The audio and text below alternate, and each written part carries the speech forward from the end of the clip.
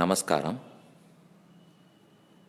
ரிக்வேதிகளுடைய உபாகர்மா, யஜுர்வேதிகளுடைய உபாகர்மா இன்றும் நாளையும் பண்டிகை போல் கொண்டாடப்படுகிறது. ஆவணி அவிட்டம், காயத்ரி ஜபம் எல்லார் வீட்லையும் கொண்டாடப்படுகிறது. அந்தணர் மரபில் பிறந்தவர்கள் யக்ஞோபவீத தாரணம், பூணல் போட்டுக்கொண்டு வேத அத்தியனம் செய்ய வேண்டும். அதோட சம்பந்தப்பட்டது தான் இந்த பண்டிகை. இது ஒரு வேதிக் ரிச்சுவல். வேதத்தில் சூத்திரங்களில் சொல்லப்பட்ட ஒரு கர்மா. ஆனால் அதில் ஆச்சரியம், அது நம்ம வீட்டில் பண்டிகையை போல எல்லாரும் கொண்டாடுறோம். எப்போ தலையாவணி ஆவட்டம்ங்கிறதே பூணல் போட்ட அடுத்து வருகிற ஆவணி ஆவட்டமாக கொண்டாடுறோமோ, அப்போ பூணல் போட்டத்துக்கு இதுக்கும் சம்பந்தம் இருக்குங்கிறது தெரியுது. ஆவணி ஆவட்டம்னா என்ன, அதை நாம் எப்படி செய்யணுங்கிறத பற்றி சுருக்கமாக சொல்கிறேன். அஷ்டவருஷம் பிராமணம் உபநயீத என்ன வேத வாக்கியம். 8 வயசான பிராமணனுக்கு பூணல் போட வேண்டும். 8 வயசுங்கிறது கர்ப்பத்தை சேர்ந்து 8, அப்படின்னா 7 வயசு. பூணல் போட்ட பிற்பாடு அதுக்கு பேரே உபநயனம், பிரம்மோபதேசம், யக்ஞோபவீத தாரணம்னு சொல்றதுனாலே உபநயனம்னால் அருகில் கொண்டு போய் சேர்த்தல், ஆச்சாரியனுக்கு அருகே வேதத்தை படிப்பதற்காக கொண்டு போய் சேர்த்தல். நாம் இப்போ பூணல் போடுறதுக்கு 1 லட்சம் 2 லட்சம் 3 லட்சம் செலவழிச்சுடுறோம். ஆனால் அதுவே ஒரு பயன் இல்லை. அது ஒரு அதிகாரம். அப்படின்னா அது ஒரு ப்ரிப்பரேஷன், ஒரு எலிஜிபிலிட்டி. எதுக்கு ப்ரிப்பரேஷன்னால் வேதத்தை அத்தியனம் பண்ணுவதற்கு தகுதி சம்பாதிக்கிறதுக்கு தான் உபநயனம். அதுக்கப்புறம் வேதாரம்பம் பண்ண வேண்டும். ஆனால் இப்போ நம்ம வேத ஆரம்பமே பண்ணுறதில்லை, ஆனால் நன்னா செலவழித்து பூணல் போட்டுடுறோம்னால் அப்போ அது ரெண்டும் பொருந்தாது. அதனால எப்படியாவது கொஞ்சமாவது பூணல் போட்ட பிள்ளைகள் வேதாத்தியனம் பண்ணணும் அப்படின்னு நாம் தெளிவாக பிடிச்சுக்கணும். இன்னைக்கு எத்தனையோ சாதனங்கள்லாம் இருக்கு. எங்க இருக்கிறவர்களும் வேதாத்தியனம் பண்ணிவிடலாம், சொல்லிக் கொடுக்குறவாளும் இருக்கா. நாம தான் மனசு வச்சு கற்றுக்கொள்ள வேண்டும். ஒரு 100 பஞ்சாதியோ 200 பஞ்சாதியோ 2 பிரச்சனமோ எதுவோ நம்மால் ஆனது தெரிஞ்சுக்கணும். சரி, பூணல் போடுறதுன்னு சொல்றேனே, இந்த ஆவணி ஆவட்டத்தின் போதே 2 தரம் பூணல்லாம் மாத்திக்கிறோமே, அது என்னதுன்னால் ஸ்ரௌத ஸ்மார்த்த விதி விகித நித்திய கர்மானுஷ்டான யோக்கியதா சித்தியர்த்தம் பிரம்ம தேஜா அபிவிருத்தியர்த்தம் யக்ஞோபவீத தாரணம் கரிஷ்யே என்று சொல்றோம். ஸ்ரௌத்தன்னு சொன்னால் ஸ்ருதி வேதம், வேதத்தில் சொல்லப்பட்ட. ஸ்மார்த்த ஸ்மிருதி, கௌதம சூத்திரம், கிரஹ்ய சூத்திரங்கள்லாம் அதெல்லாம் ஸ்மார்த்த. இதில் நீங்கள் நினைக்கிற மாதிரி ஐயங்கார்லாம் ஒன்றும் கிடையாது. எல்லாருக்கும் அதே தான். ஸ்ரௌத்த ஸ்மார்த்த விதி விகித. அப்போ வேதத்திலும் ஸ்மிருதிகளிலும் சொல்லப்பட்டபடிக்கு நான் கர்மங்களை செய்யணும். அதை செய்வதற்குண்டான யோக்கியத்தை எனக்கு வேணும். அதுக்காக யக்ஞோபவீதத்தை போட்டுக்கொள்ளுகிறேன். மேலும் பிரம்ம தேஜஸ், பிரம்ம ஜானம், அதனால ஏற்பட்ட தேஜஸ் எனக்கு வளரணும். அதற்காக பூணல் இட்டுக் கொள்ளுகிறேன். இந்த பூணல் மொத்தம் நம்முடைய 4 விரக்கடையால பிடிச்சா 96 பிடி வரும்.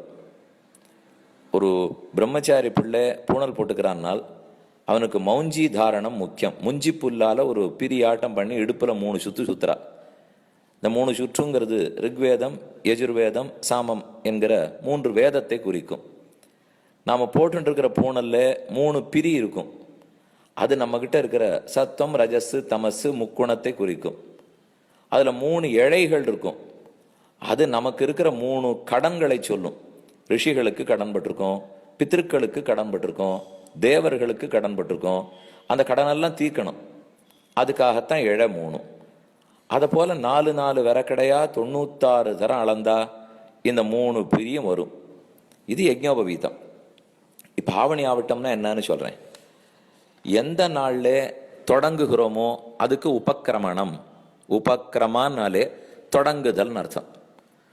அப்ப வேதத்தை தொடங்க வேண்டிய நாள் இந்த ஆவணி மாசத்து பௌர்ணமி நாள், ஸ்ராவண மாசம்னு சொல்றா.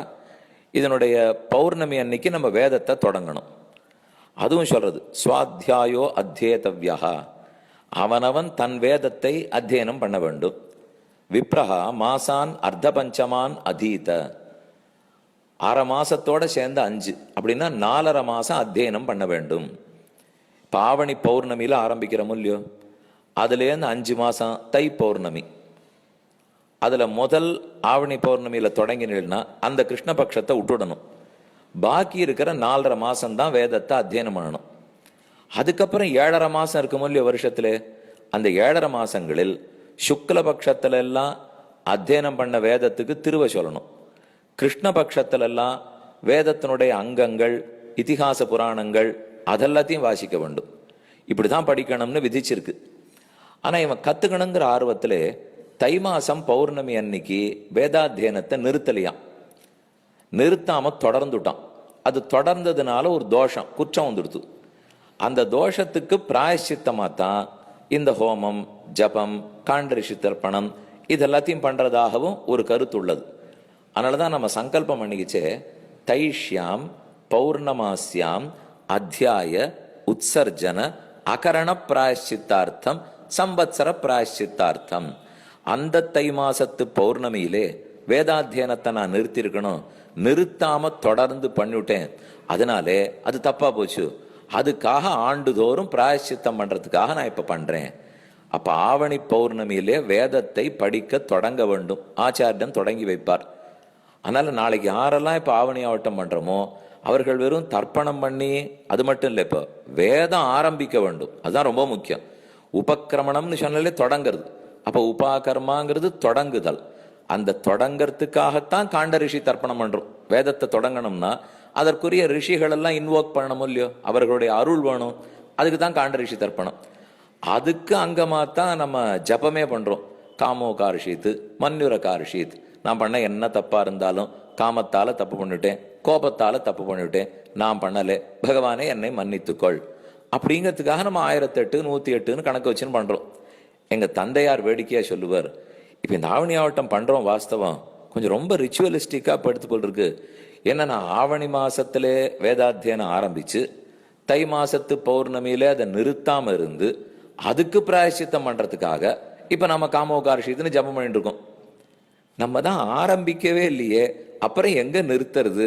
நிறுத்துறத பத்தி பேச்சே இல்லைன்னா அப்புறம் எதுக்கு இப்ப ஜபம் பண்ணிட்டு இருக்கோம். அதனால பண்றதை விட்டுட வேண்டாம், ஆரம்பிக்கணுங்கிறதுல குறிக்கோளோட இருங்க. அவசியம் நம்ம பிள்ளைகளை சொல்லி வைக்கணும், அவர்களும் சொல்லணும், நம்மளும் சொல்லணும். அப்ப யஜ்ஞோபவீத தாரணம் முக்கியம். ஜபம் பண்றோம், நான் பண்ணலே காமம் பண்ணித்து கோபம் பண்ணித்து. இதை சொல்லிகிட்டே இருந்த ஒருத்தருக்கு கார்த்தால அந்த பால் அதை அப்படி கொஞ்சம் கலக்கி சாப்பிடணுமோ இல்லையோ, சாப்பிட்டா தான் கொஞ்சம் அவருக்கு நாளே ஓடும். அது இந்த கார்த்தால ஆவணி ஆவட்ட தண்ணிக்கு சாப்பிடாமத்தான் ஜபம் பண்ணி ஆகணும்.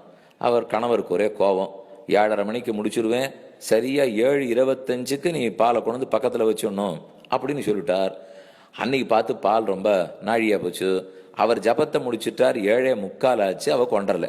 வந்தது கோபம், ஹோன்னு கோவிச்சுட்டார். அதை எப்படி நீ கொண்டு வராத இருப்பேன்? மனைவி கொஞ்சம் சம்ஸ்கிருதம் தெரிஞ்சவோ, அவ சொன்னா, இப்பதானே காமோகாரிஷித்து மன்னுரகாரிஷித்து காமம் மன்னித்து கோபம் மன்னித்து நாம் பண்ணலேன்னு சொல்லி கொண்டிருந்தீர்கள், அதுக்குள்ள கோவிச்சுக்கிறீங்களே ஏன்னு கேட்டாவோ. இந்த சுவாமி இன்னும் அழகா பதில் சொன்னார், இப்போல இருந்து கோவித்து கொண்டால்தான் அடுத்த வருஷத்துக்குள்ள நிறைய கோபத்தை சேர்த்து அடுத்த வருஷம் இதே பிராயசித்தம் 1008 பண்ணணும் இல்லையோ, அதுக்கு கோவிச்சுட்டா தானே பிராயசித்தம் பண்ண முடியும், அதுக்காக பண்றேன்னாராம். இந்த மாதிரி யாரும் நினைச்சுடாதீங்க.